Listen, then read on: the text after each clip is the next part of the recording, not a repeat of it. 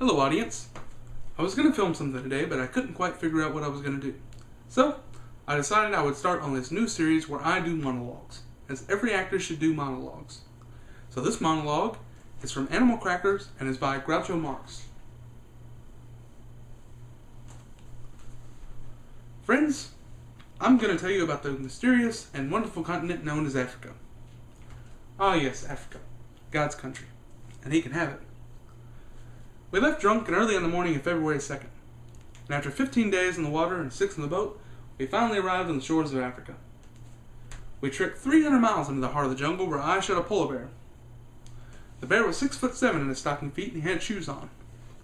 He was anemic, so he couldn't stand the cold climate, but he was rich, so he could afford to move away in the winter. From the moment we arrived, we led a very active lifestyle.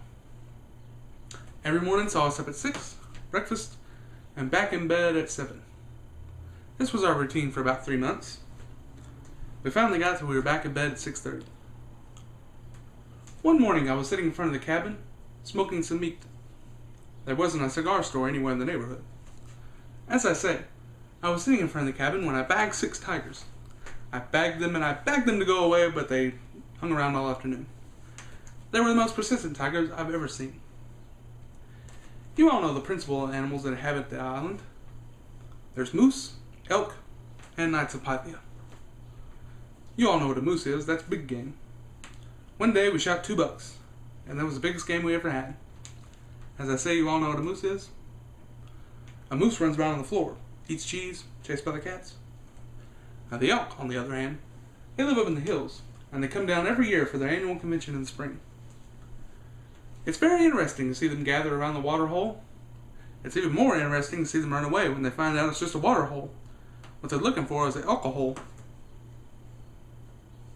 One morning I shot an elephant in my pajamas.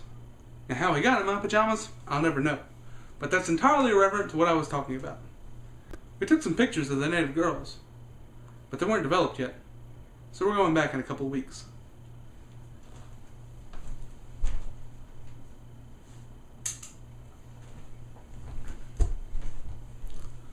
Thank you for your time.